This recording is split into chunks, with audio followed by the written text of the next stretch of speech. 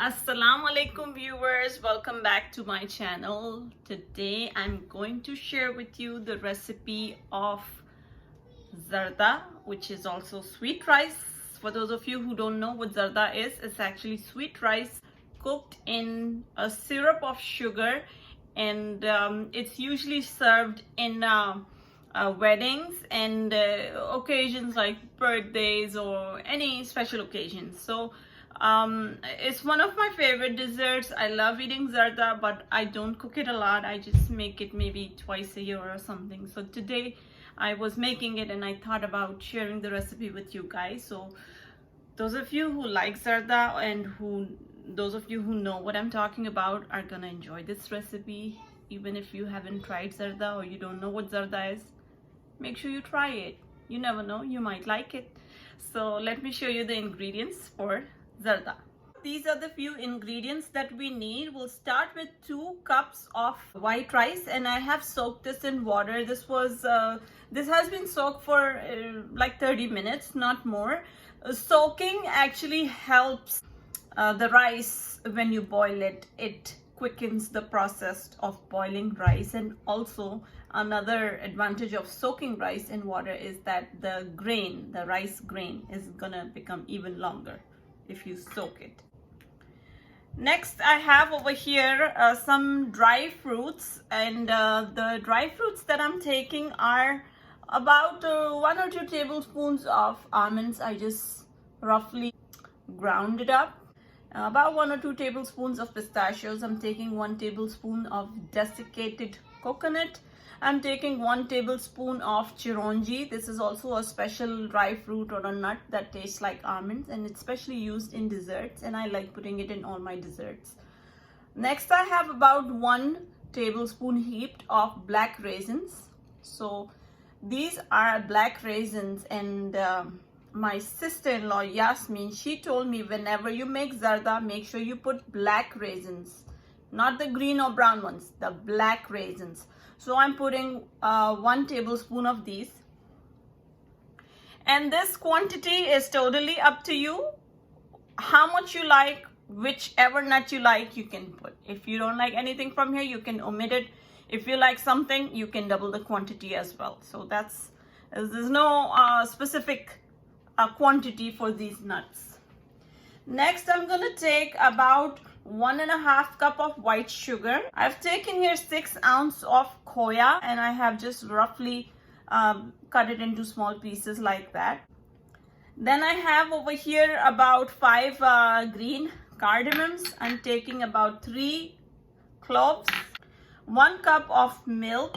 I'm taking some orange food color, which is gonna give that orange or yellow look to our rice. Then I'm using about 1 teaspoon of kebra essence.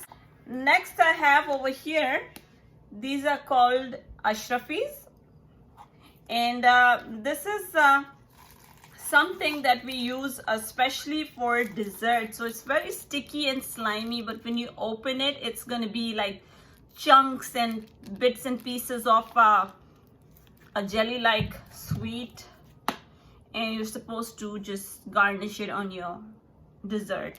So let's get started, and let me tell you what's the first step.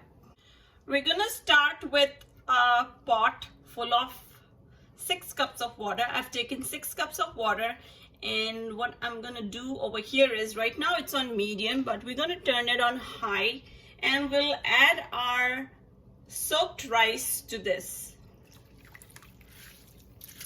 You're gonna increase the heat to high. Let this come to a boil, and then we'll cook the rice till they are about 50% done. So we'll keep on stirring this, and then we'll look at the grain of rice. When we feel like it's cooked about 50%, that's the time we're gonna drain out all the water and take it out from here. To this rice, while it's cooking, while it's boiling, I'm gonna add about 1/2 teaspoon of the orange food color that I have, and then we'll give this a good mix. So while the rice is boiling, in another pan, I've taken a smaller pan over here, and what I'm gonna do is I'll just add all the khoya, and we'll just let this melt.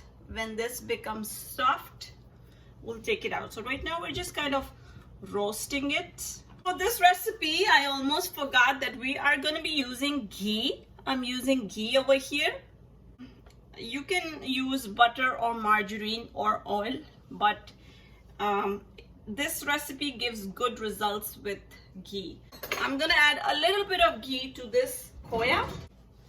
So I'm gonna add about this much of ghee, which is, I would say this is about 1 teaspoon. At the same time, we have to be very careful and keep an eye on the rice because we don't want this to overcook. So over here, the rice is coming to a boil, and since it was soaked in water, it's gonna cook very rapidly. So you have to make sure you keep on stirring it, checking it. I'm gonna check this grain of rice.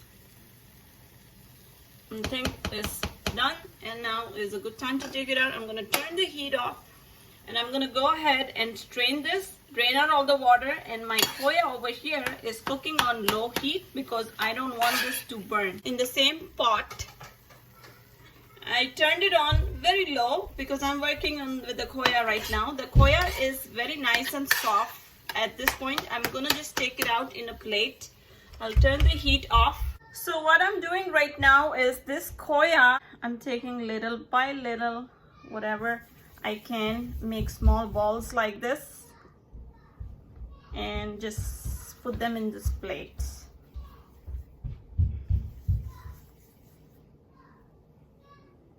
So I'm gonna go ahead and make these tiny balls with this khoya. Make sure you do it very carefully because it's hot and you can burn your hand. So be careful while doing it. And we'll make these balls and then set it aside to cool, and then we're gonna start working on the next process of the rice. So now coming back to the rice, what we're gonna do is, this is on low right now, we can put it on medium, and we're gonna add 4 tablespoons of ghee to this. To this I'm gonna add in the cloves and the green cardamoms. Now when you hear the cardamoms crackling, I'm gonna add in these dry nuts that I had, all of them. The coconut as well. We'll just mix it up, and next I'm gonna add in the sugar to this. While our sugar is melting in this pot, we'll just add milk to this. We'll give this a good stir, and then as soon as it starts coming to a boil, we'll add in the boiled rice to this.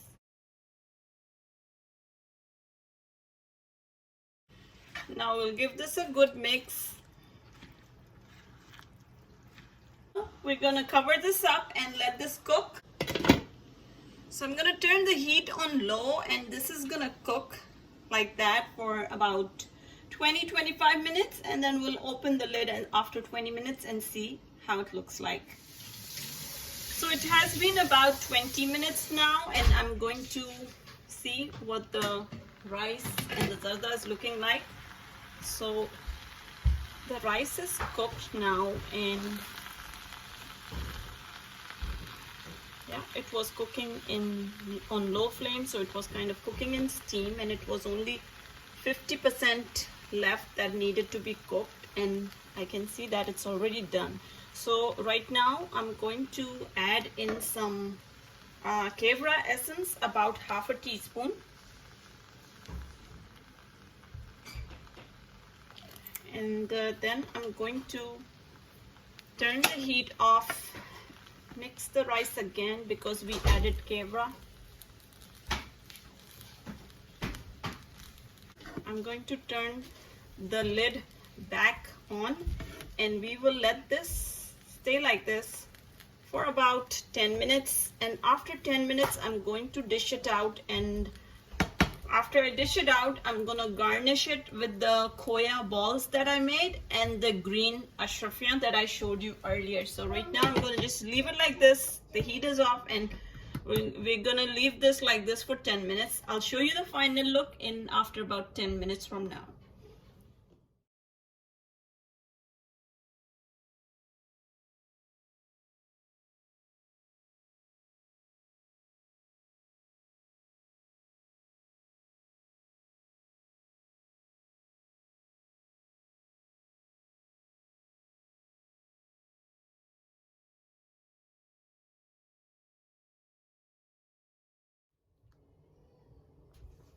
So viewers, this is the final look of the Zarda sweet rice. Looks very nice, colorful, and I'm sure it tastes great.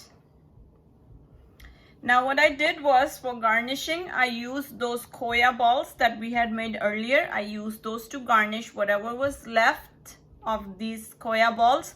I mixed it up in rice, and these khoya balls have hardened up, so there's no way that they will break now, even if you put a spoon in your pan or in your plate. And also I use the green ashrafis. I use that on top to decorate the zarda. So the khoya balls that I have put in the sweet rice, they look very nice and appealing. And I got this idea from, I was in a gathering a few years ago, and over there was, I think it was a banquet hall or something, and they had made different desserts. So when it was time for dessert, I tried out the sweet rice, and my boss was there, and he just passed by and he said, "Sima, did you try those white balls? Make sure you take them." And I said, "No, I didn't take it. What is it?" He said, "Make sure you try it." So I went back and I took more sweet rice, and this time I made sure I picked up those white balls. I tried it out, and then when I ate it, I found out that it was khoya, and the banquet hall or the party hall had made like tiny balls of it, and it looked really cute and it looked really very appealing. So I tried to do the same thing today with the zarda that I made. So guys, do try this recipe. The zarda itself is very good. The garnishing of the khoya, unique idea, is superb. I'm sure you guys are going to be very satisfied with this recipe. Do give it a try if you like it. Don't forget to subscribe. Don't forget to give me a thumbs up, and please subscribe to my channel.